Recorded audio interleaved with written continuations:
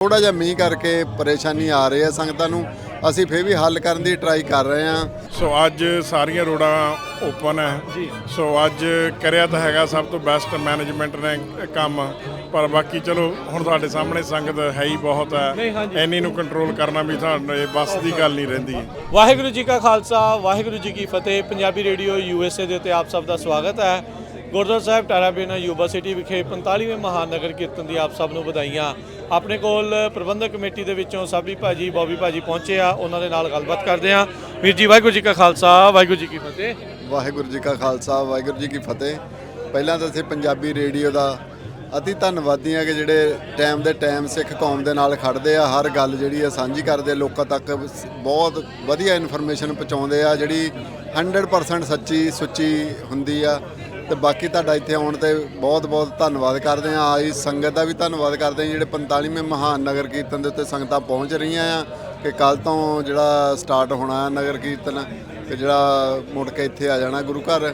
ਤੇ ਥੋੜ੍ਹਾ ਜਿਹਾ ਪਰੇਸ਼ਾਨੀ ਹੋ ਰਹੀ ਮੀਂਹ ਕਾਰਨ, ਅਸੀਂ ਥੋੜ੍ਹਾ ਜਿਹਾ ਸੰਗਤ ਕੋਲ ਮਾਫੀ ਵੀ ਚਾਹੁੰਦੇ ਹਾਂ ਕਿਉਂਕਿ ਜਿਹੜੀਆਂ ਪਾਰਕਿੰਗਾਂ ਦਾ ਜਿੱਦਾਂ ਅਰੇਂਜਮੈਂਟ ਕੀਤਾ ਸੀ, ਕਿੱਦਾਂ ਲਾਈਨ ਅਪ ਕੀਤਾ ਸੀ, ਸਿਕਿਉਰਿਟੀ ਦਾ ਸਾਰਾ ਅਰੇਂਜਮੈਂਟ ਕੀਤਾ ਸੀ, ਥੋੜ੍ਹਾ ਜਿਹਾ ਮੀਂਹ ਕਰਕੇ ਪਰੇਸ਼ਾਨੀ ਆ ਰਹੀ ਹੈ ਸੰਗਤਾਂ ਨੂੰ। ਅਸੀਂ ਫਿਰ ਵੀ ਹੱਲ ਕਰਨ ਦੀ ਟਰਾਈ ਕਰ ਰਹੇ ਹਾਂ। ਸੰਗਤਾਂ ਨੂੰ ਕਈ ਵਾਰੀ ਲੱਗਦਾ ਕਿ ਖਰੇ ਕਮੇਟੀ ਵਾਲੇ ਉੱਦਾਂ ਹੀ ਤੁਰੇ ਫਿਰਦੇ ਆ ਕਿ ਜਿਹੜੀਆਂ ਪ੍ਰੋਬਲਮਾਂ ਆ ਰਹੀਆਂ ਆ ਕਿ ਇਹਨਾਂ ਨੂੰ ਕੋਈ ਸੋਚ ਨਹੀਂ ਰਿਹਾ।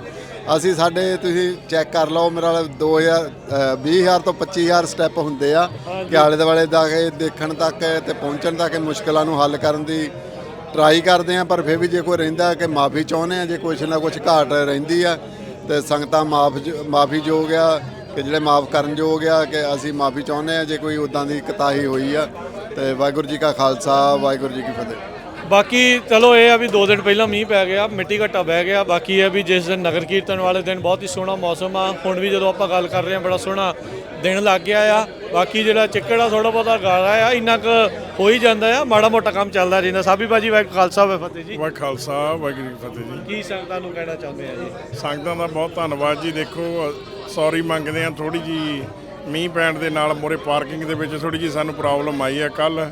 ਸੋ ਅੱਜ ਸਾਰੀਆਂ ਰੋਡਾਂ ਓਪਨ ਹੈ ਸੋ ਅੱਜ ਕਰਿਆ ਤਾਂ ਹੈਗਾ ਸਭ ਤੋਂ ਬੈਸਟ ਮੈਨੇਜਮੈਂਟ ਨੇ ਕੰਮ, ਪਰ ਬਾਕੀ ਚਲੋ ਹੁਣ ਤੁਹਾਡੇ ਸਾਹਮਣੇ ਸੰਗਤ ਹੈ ਹੀ ਬਹੁਤ ਹੈ, ਇੰਨੀ ਨੂੰ ਕੰਟਰੋਲ ਕਰਨਾ ਵੀ ਤੁਹਾਡੇ ਬਸ ਦੀ ਗੱਲ ਨਹੀਂ ਰਹਿੰਦੀ। ਬਾਕੀ ਸੰਗਤ ਆਪ ਹੀ ਕਰਨ ਵਾਲੀ ਹੈ।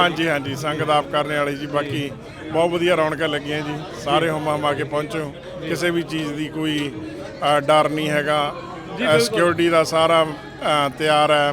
ਕੋਈ ਵੀ ਇਹੋ ਜਿਹੀ ਜਿਹੜੀਆਂ ਪਹਿਲਾਂ ਹਵਾਵਾਂ ਲੋਕਾਂ ਨੇ ਫਲਾਈਆਂ ਉਹ ਝੂਠੀਆਂ ਸੀਗੀਆਂ ਵੀ ਸੰਗਤ ਦੇਖ ਲਓ ਤੁਹਾਡੇ ਸਾਹਮਣੇ ਕਿੰਨੀ ਠਾਠਾ ਮਾਰਦਾ ਇਕੱਠ ਹੈਗਾ। ਹਾਂਜੀ ਜੀ ਧੰਨਵਾਦ ਜੀ। ਸੋ ਬੜੀ ਮਿਹਰਬਾਨੀ। ਤੇ ਬਾਕੀ ਕੱਲ੍ਹ ਨੂੰ ਐਤਵਾਰ ਨੂੰ ਸਵੇਰੇ ਜਿਹੜੇ ਉਹ ਸਮੇਂ ਸਿਰ ਪਹੁੰਚੋ, ਪਾਰਕ ਲਾ ਕੇ ਪਹੁੰਚੋ। ਪਾਰਕਿੰਗ ਮਿਲਦਾ ਜਿਹੜੀ ਆ ਸਕੂਲ ਤੋਂ ਵੀ ਸ਼ਟਲ ਜਿਹੜੀ ਉਹ ਨਾਲ ਦੇ ਨਾਲ ਚੱਲਦੀ ਰਹਿਣੀ ਆ।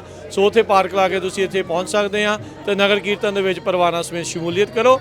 ਤੇ ਇਸੇ ਨਾਲ ਸਮਾਪਤੀ। ਵਾਹਿਗੁਰੂ ਜੀ ਕਾ ਖਾਲਸਾ ਵਾਹਿਗੁਰੂ ਜੀ ਕੀ ਫਤਿਹ।